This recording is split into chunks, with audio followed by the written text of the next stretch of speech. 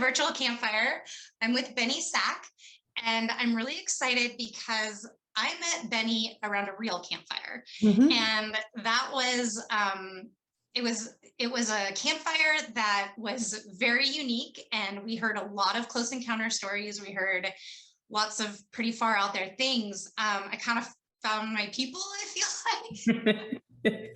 And it was at the Seattle UFO Network, SUFON, the July Skywatch party that they had. So that's where I met Benni.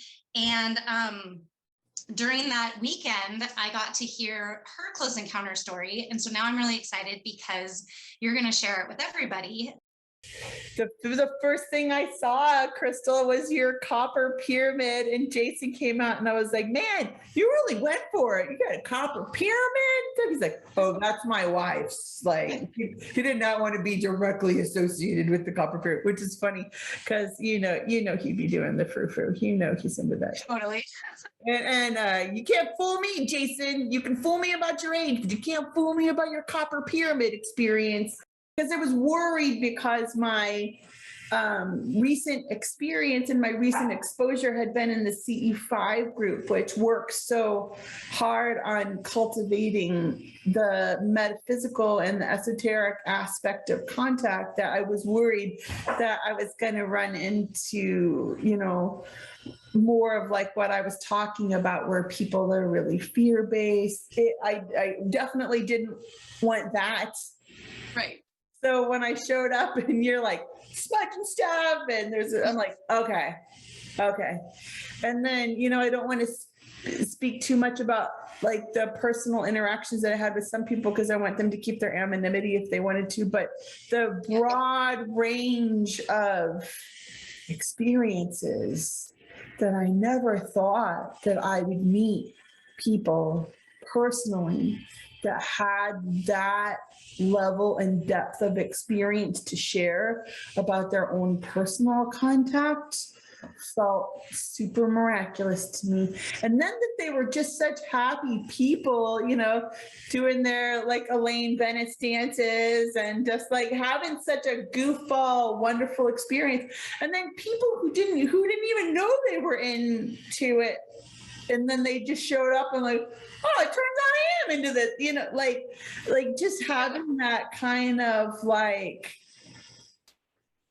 that convergence of like everything on top of this mountain with two sweet, you know, elders and their, you know, guns and their, you know, like it was fine. Like it was a wonderful experience, and it was nothing like what I thought it was going to be, and so much more. See, I had the exact same feeling. I was excited to go, like, and of course I had to really convince Jason to go, and he doesn't really like camping, and this was pretty remote. And so I think that, you know, he clearly brought more than needed, but then I had to bring my copper pyramid, so I can't really talk about how much crap he brought because I'm bringing like crystal singing bowls and a copper pyramid there onto the top of the mountain. So it's like, that's a little excessive as well. You have it. You can bring it all. Bring everything. Totally. Like, let's just fill this truck with as much stuff as we can put in it. Now let's hear Benni's first extraterrestrial encounter. So if you just want to take us back to where it was, what happened, sure, wherever you want to start. Okay, so the experience that we were talking about around the campfire was people were encouraged to give their like first like contact story. And my contact story happened, the first one that I remember, right? I mean, there's kind of this thread through the community that maybe we have things that we don't remember. I was 18 years old and I grew up in central Illinois, so about halfway between Chicago and St. Louis. And the nearest big city to where I grew up was Peoria, Illinois. It's about 180,000 people, and I went to high school there. And this story occurred on or around August 26th of 1992. So it was 18. It was my last night in Peoria before I was moving to college. I was going to, the next day, move to Southern Illinois University in Carbondale, Illinois. My friends, so the bulk of my friends from that year were actually juniors. And so they were going to like take me out. We were going to have this little clandestine, like last night celebration around a rock quarry, which is outside of Jubilee State Park. So people who know the area, there's a rock quarry that may or may not still be there. I imagine there's probably still a giant hole in the ground near Jubilee State Park. So that is north and west of Peoria, not far from the Peoria airport. So I will say, full disclosure, there is absolutely an airport out there, if you want to call it that. It's not, a great airport. It's an airport. So it was nighttime. The first things first, I walked out of my job at Dominos because they didn't give me the night off.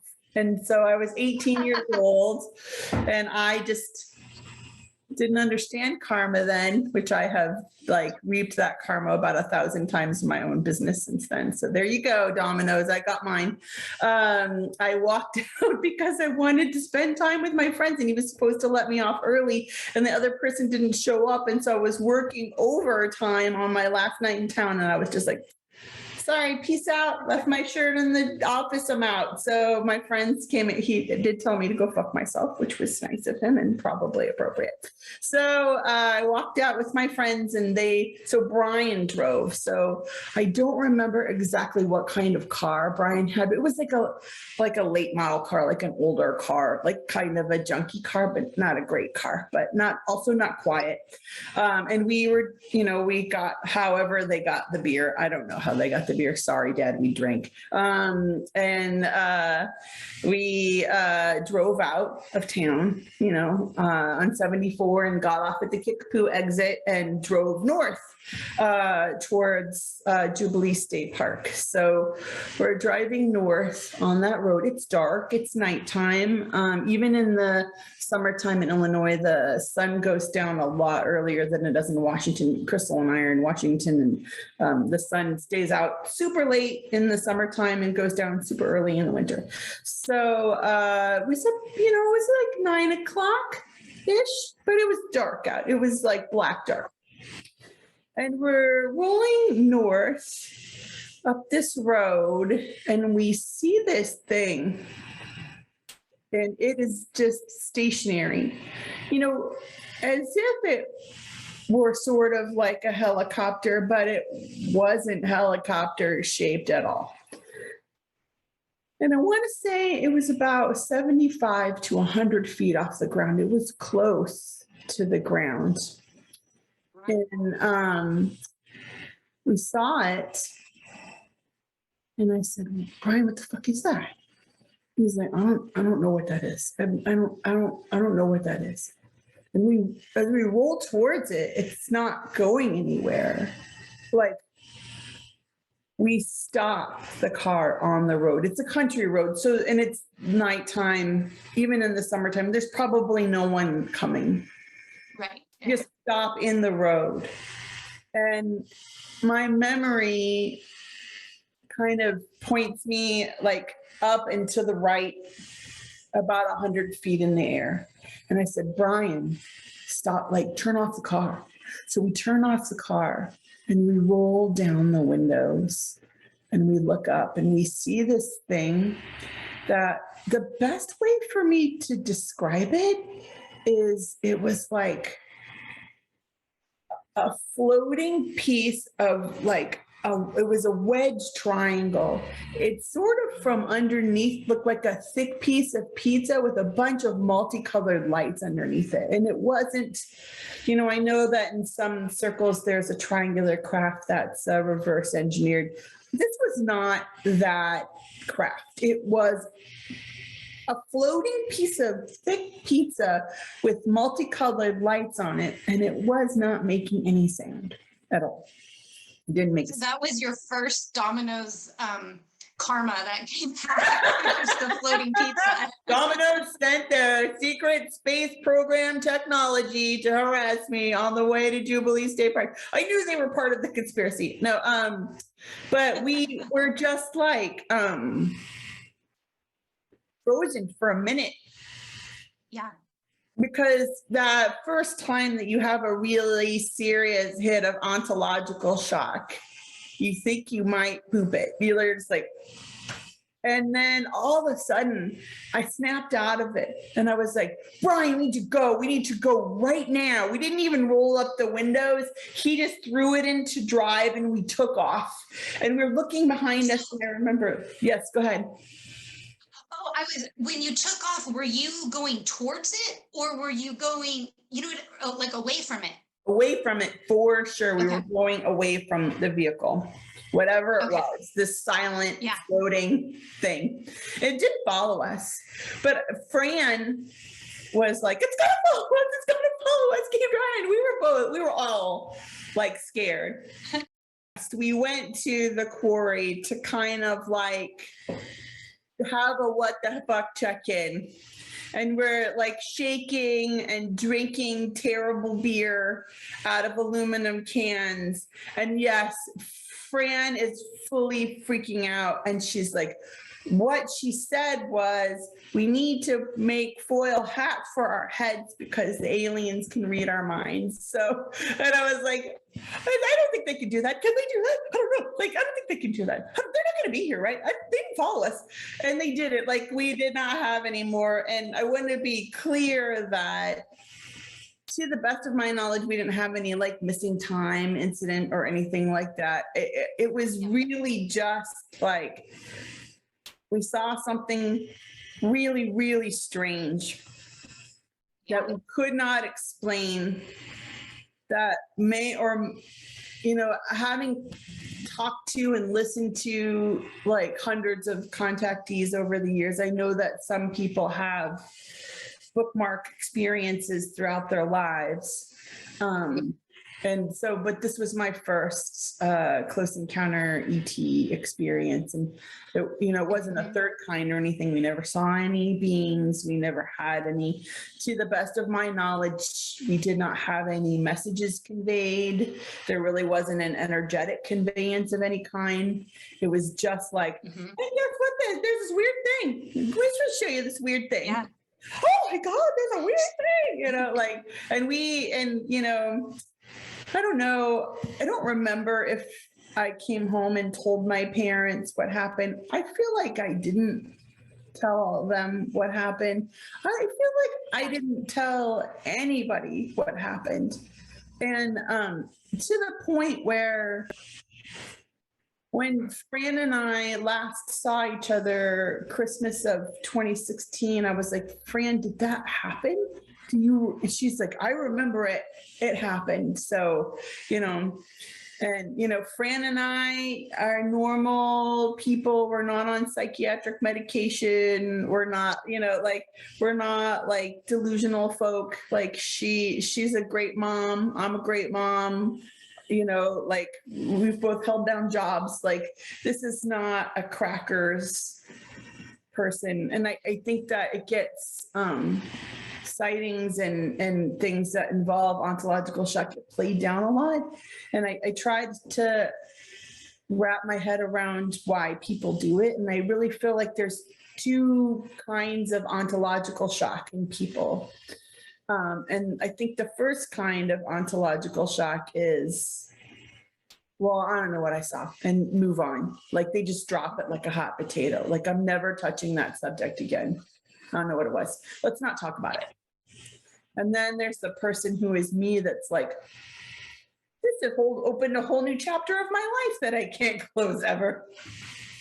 And that for me is like the nuts and bolts of that experience for me was it was the beginning of a lifelong change that would mean that it's incapable of me seeing the world in the way that I saw it before. From this day forward, the world is different to me. and I have to wonder about every interaction that I have with reality. I have similar points in my life where that I was no longer the same person anymore. It was like I completely shifted, and those shifts always bring a new like insight or dimensionality into like my thought process and my healing journey, and I really identified with you when you said that you question like, did I really see that? Because I had a similar experience, but the thing that is a bummer is I was by myself. Mm-hmm. And so that is really hard because I'm like, did I make this up? But I don't believe I could have. And I'm pretty sure I didn't make it up. I think that I definitely came into contact with beings, and I think they continue to guide me. I mean, do you feel guided in a way?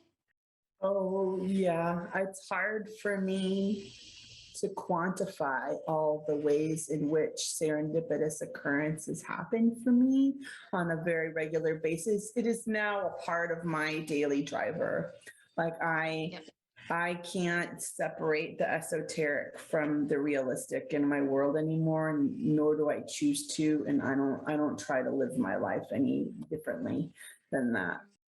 Synchronicities that you mentioned, like I used to years ago, I don't do this anymore, but I used to always be like, that was so weird, I can't believe that happened, and always like question it and stuff, and now like things happen, and like I am around people that are like, oh, we're just with Krystal, that's just expect that to be normal. Like, me too. I love this. I'm going to give a shout out to my favorite podcast of all time, Aliens and Artists. And Aliens and Artists. Okay. Oh my God, it's so good. Stuart Davis, hello. And he had an interviewee on just last week that was talking about, the fake, it's not a fake disclosure. It's just kind of a snoozeville disclosure. He was like, for sure. Honestly, the Tic Tac is the most boring thing that I have heard in a decade. Like it doesn't. Yeah, you're seeing everything that everyone else has been telling you they've been seeing for like ever, but you just were like, weather ballooning it or doing whatever it is you do with information. Like, you don't want to. Right. Telling our stories, that's, I think, the most important thing that we can be doing right now. Mm-hmm. And sharing it, because I learn from you, and then you learn from me, and then whoever's listening learns, and the story gets deeper and richer. I noticed that a lot of people see things and then they have it in their subconscious, let's say, not even in their conscious mind, but it's in their subconscious, and it just won't go away until that little like whisper of whatever that is in your subconscious. You have so many dreams, or you keep painting pictures, or you write songs on it, or whatever, however it's coming through you, mm-hmm. It will come through you, mm-hmm. and eventually bubbles to the surface to the point where you have to start talking about it, right, to process it. Well, that was,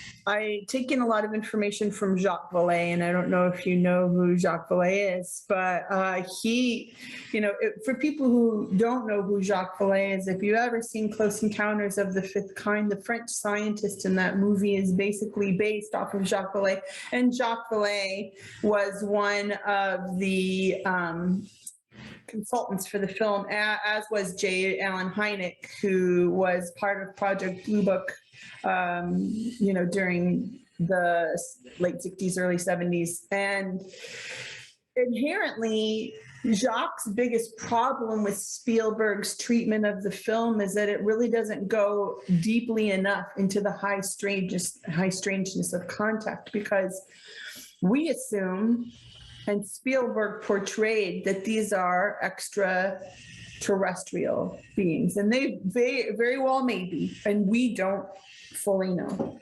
Or some of us claim to know, and some people have contact and that's of a different variety.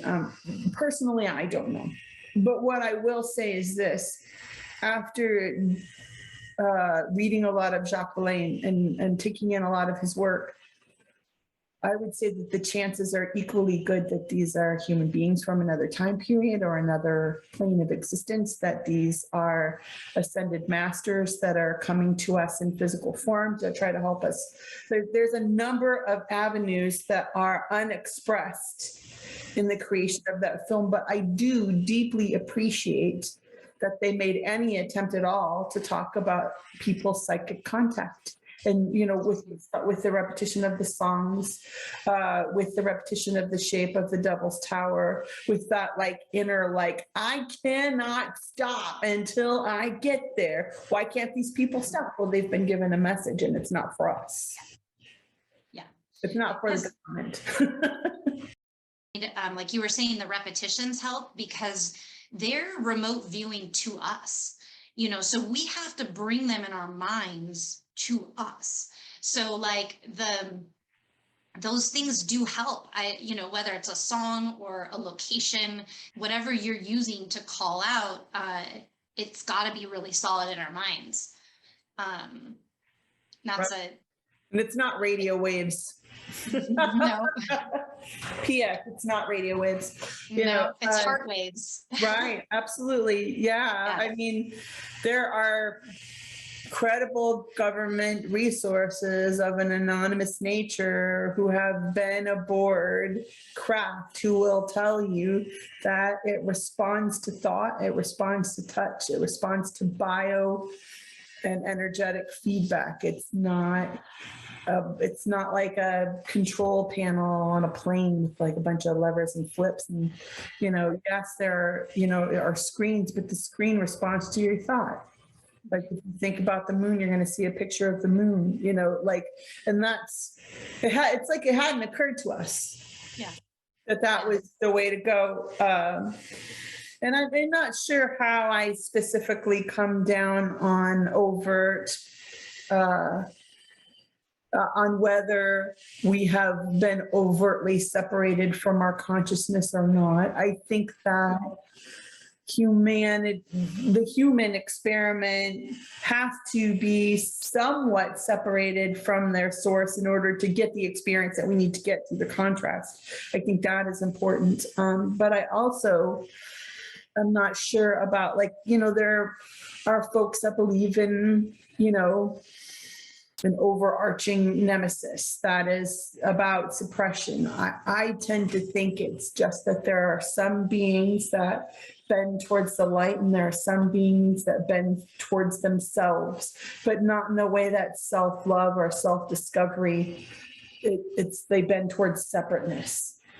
It's just like a bend towards separateness. And when the left hand path, this is my left hand, and when we feel separate, it's just a really lonely existence, and it doesn't include that unity feeling like something really does care about me and protects me. It leans towards, I'm alone in this and I need to get anything out of this that I can get, and that's the only thing that works. It's just, and if I'm honest, I feel like that is really inherently the problem with American exceptionalism.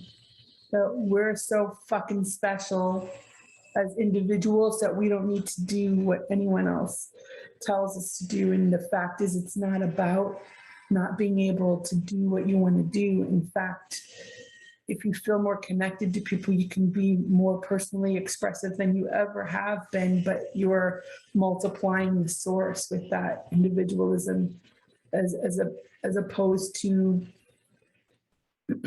feeling alone and isolated and separated. I don't know why Americans tend to work and barely take vacations. You know, that is actually kind of a problem, I think, in our society, because if you spend a little time relaxing and a little time connecting with an outside world that, you know, because it's really hard to connect with something of a higher power than a human or an extraterrestrial or whatever you want to call it, like a god or a whatever, to connect with that, you definitely have to think outside yourself, you know? So it's like, you can baby step it with traveling. That can really be a stair step to an enlightenment about yourself, Yeah. an inner knowing. Yeah, just something about that, being able to step out of that small confined room in your mind and understand that there is at least something that's more expansive than that space. I had a sociology teacher in high school, in my small town, actually, before I transferred to Peoria. His name was Mr. Suter, Daryl Suter, and he described it as the cornfield, bean field mentality. And he, pretty much nailed it on the head. Just like, you can't see past this stuff. You need to go outside and see what the world is like. Like, you need to it's not that this place isn't good. You can still love this place, but it's good if you see other places too. I'm not actually sure how many people in my high school really took him up on that, but it was my clarion call to get paroled. I'll tell you that much. Like, I just was like, yeah, this is not my final destination. My kids are in London right now, which I think is great. I mean, it's an English speaking country, but it's different, and it's different. London's great. Yeah, no, that's amazing. Yeah, I'm excited for them to hear about all of their experiences, especially in this 100-degree heat where almost no place in London has an air conditioner. And right. So I'm excited to have them home. They come home tomorrow. And so the first time that I traveled outside the country, except to go to Canada, I boarded a plane from O'Hare to Krakow to move to St. Petersburg for a year. Because my first passport was to leave this place for a year. And it was really kind of a dare, because there was this other girl in my program that was like, your Russian's not good enough to study overseas for a year. I don't even know why you'd be considering it. And I took it personally enough to be like, challenge accepted, bitch. I'm filling out this application right now. And I did it. And it was that first month was terrifying. Going from being what you don't recognize is a sheltered existence in a really well-established first world country to live in a kind of a 1.5 bedroom apartment where you get the big bedroom. The little boy is sleeping in the closet basically next to you, and the whole rest of the family is sleeping in the living room, and you have mosquitoes inside your apartment, and you're eating buckwheat kasha with a hot dog in it. I was just separated from myself in horror. Thankfully, my living situation did change, and I got transferred to a pretty posh, posh for Russia, an apartment. There's a small island in St. Petersburg called Vasilyevsky Ostrov. And so I lived on Vasilyevsky Ostrov with a host mom named Marina Mikhailovna Jugobova, and she was 5'1". She had a lot of gold teeth, and love it. This is a character. But yeah, so I lived overseas not quite a year. So it was 2 semesters, 10.5 months or something, from August until the end of May. Just short of being able to see Bielye Nochi, which is white nights, where, because it's so far north that in May the sun never goes down at night for 10 or 11 days, I think. And it's crazy. It's really neat. So, but I 100,000% agree that traveling outside of your comfort zone in all ways, in all aspects, is good for the human condition. Outside of your space in any capacity, even if you're in the most comfortable place in the world, you're going to go through a forced catharsis. Or you're going to do what the girl did in front of me, that I got her apartment, and freak out after a month and go home and be like, I can't do it. Yeah. You're going to sink or swim in that scenario. Right. Yeah. But even if you sink, you still have so many life lessons, you know, and I'm sure life altering lessons. But Sure. I also think when you can become malleable enough in your mind, like where you open up to just a new way, I think that that's, you know, like you were able to, you know, find your place where you just kind of, you know, felt more comfortable or just accepted what it was that was different. It was just going to be different, you know. But I also recognize in the broad scope of history that things get darker before they get lighter. That's the nature of this matrix, and that's the nature of human existence, and that's the nature of the hero's journey, which we are all clearly on and playing our parts one moment at a time, you know, whatever part that is. And, you know, in different heroes' journeys in our lives, we'll have different archetypes that we inhabit. So, but this is, you know, this is how things go. And if you are focused, yes, stay focused on the present moment, but also recognize that the present moment in its very nature is transitory, and these too shall pass. So. But I wanted to say thank you so much for your time and for all of your wisdom and everything, and your stories and everything is, I think, and I hope can be helpful for others too. But it was very enlightening to hear, and thank you. Thank you so much for having me. It was my extreme pleasure and a great honor to be sitting down with you at the campfire. Really enjoyed it. Oh, thank you. All right. Well, enjoy the rest of your day. Take care. Bye. If you have UFO sightings or close encounters that you want to share, please visit my website, krystalkelley.com, and send me a message.